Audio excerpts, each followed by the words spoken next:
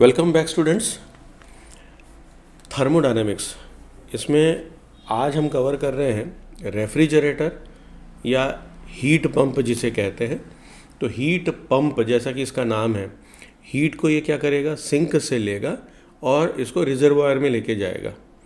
तो it's a kind of pump. जैसे हम लोग पंप का इस्तेमाल करते हैं पानी को नीचे से ऊपर चढ़ाने में, बिल्कुल वैसे ही हीट पंप या रेफ्रिजरेटर ऐसा आज का टॉपिक है। इसका थोड़ा सा इंट्रोडक्शन या थोड़ा सा पार्ट हम लोगों ने जब कर्नॉट थ्योरम समझी थी तो साइक्लिक प्रोसेस कंप्लीट करने के लिए एक रिवर्सिबल मशीन का प्रयोग हम लोगों ने किया था। It is very similar to that, लेकिन ये एक स्टैंड अलोन मशीन होगी, एक स्टैंड अलोन कंसेप्ट है। इसमें कोई हीट पहले फ्लो, नॉर्मल फ्लो नहीं दिखाएंगे, हम डायरेक्ट दिखाएंगे रेफ्रिजरेटर, मतलब वो सिंक से हीट को लेगी और ऊपर भेजेगी। तो सबसे पहले हम एक छोटा सा डायग्राम बना लें, जैसा हम लोगों ने पहले भी बनाया हुआ है। We will take a small reservoir here. Let us see, जो रिजर्वायर मैं बना रहा हूँ ये क्या है, यहाँ पर हमें पहुँचना है, ठीक है। It is a hot reservoir.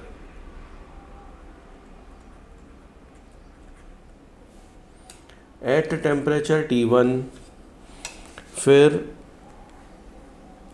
एक मशीन, एक सर्कल टाइप बना दें अपन। ये सर्कल डिनोट करेगा रेफ्रिजरेटर को।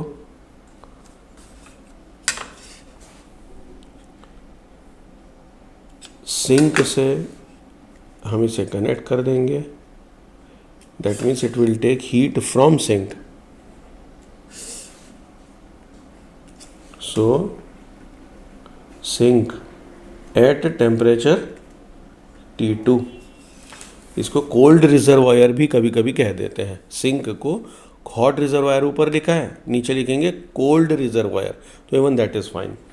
अब हीट कहाँ से कहाँ जाएगी, तो Q2 amount of heat is taken up from sink और इसे भेजना है ऊपर। लेकिन भेजते समय क्या हुआ है, गई कितनी, Q1 गई। क्यों, इस पर हमने काम किया, वर्क किया। So we have given some work here, और वो मैंने इस तरफ से दिखा दिया। नाउ ओवरऑल आप लोगों ने समझ लिया होगा कि इसमें हो क्या रहा है। We will directly get into the mathematical aspect of this concept. और इसमें करना क्या है कि जो वर्क डन है, वर्क डन और Q2 ये दोनों मिलकर बनेंगे Q1। तो आप यहाँ पर Q1 is equal to Q2 plus W ऐसा लिख सकते हैं। अब इसका वर्किंग कैसा होगा, तो आप इसमें बताएंगे कि work has to be done on the system to take heat energy from sink at temperature T2 to hot reservoir at temperature T1। तो ये ऐसी भाषा में आपको इसको एक्सप्लेन करना होगा, और ये हो गया इसका कंस्ट्रक्शन, इसका working. Now let us deal with the coefficient of performance, या जिसको हम COP कहते हैं, and this is very important. COP, coefficient of performance क्या होगा, तो कोफिशिएंट ऑफ परफॉर्मेंस जो होता है इसे बीटा से जनरली डिनोट करते हैं। It is denoted by beta, ठीक है। नाउ एफिशिएंसी का ही प्रकार है Q2 amount of heat upon work done.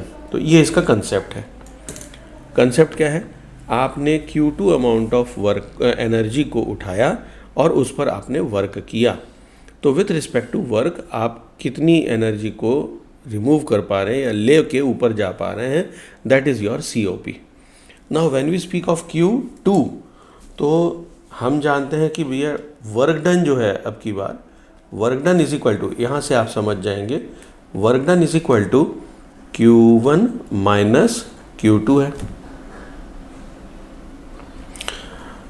अब इसको अगर मैं यहाँ डाल दूँ तो क्या हो जाएगा, therefore beta is equal to, या COP is equal to Q2 upon Q1 minus Q2। ये हो गया। अब अगर मैं Q2 को डिनोमिनेटर से कॉमन बाहर निकाल लूँ, ध्यान से देखिएगा, छोटा सा मैथमेटिक्स है। अगर मैं Q2 को कॉमन निकाल लूँ, यहाँ से मैंने Q2 को कॉमन निकाला तो क्या होगा, Q1 upon Q2 and -1। Q2 से Q2 कैंसिल हो जाएंगे, ये ऊपर नीचे, लेकिन हम लोग अब बड़ी क्लास में आ गए तो काटा पीटी दिखाते नहीं हैं, ठीक है, कर देते हैं, दिखाते नहीं हैं। तो ओवरऑल क्या हुआ, 1 अपॉन, मतलब beta is equal to 1 upon Q1 upon Q2 -1। Now we know that Q1 and Q2 are directly related with temperature T1 and T2, तो हम इसे we can also write it as 1 upon T1 upon T2 -1। तो ये जो प्रकार है, अब इसको टेम्परेचर वाले पार्ट को अगर हम एलसीएम निकाल कर T2 का एलसीएम निकालें और इस T2 को ऊपर ले जाएं, तो we can have again a formula for COP as a T2। ये जो डिनोमिनेटर है ये एलसीएम बन के ऊपर जाएगा और ये T2 ऊपर आ गया। एलसीएम लेने के बाद इधर क्रॉस मल्टीप्लाई होगा तो T1 minus T2 and this is COP with respect to temperature. तो ये है हमारा COP, इसको याद रखना है, एग्जामिनेशन में ये आता है, एक बहुत छोटा सा इजी सा कंसेप्ट है, इसको दिमाग में फिट रखें। तो आई होप ये बात समझ में आ गई है आपके, व्हाट इज़ हीट पंप या रेफ्रिजरेटर। अगर कोई दिक्कत आए तो कमेंट करिएगा। Thank you, take care, Vande Mataram, जय हिंद।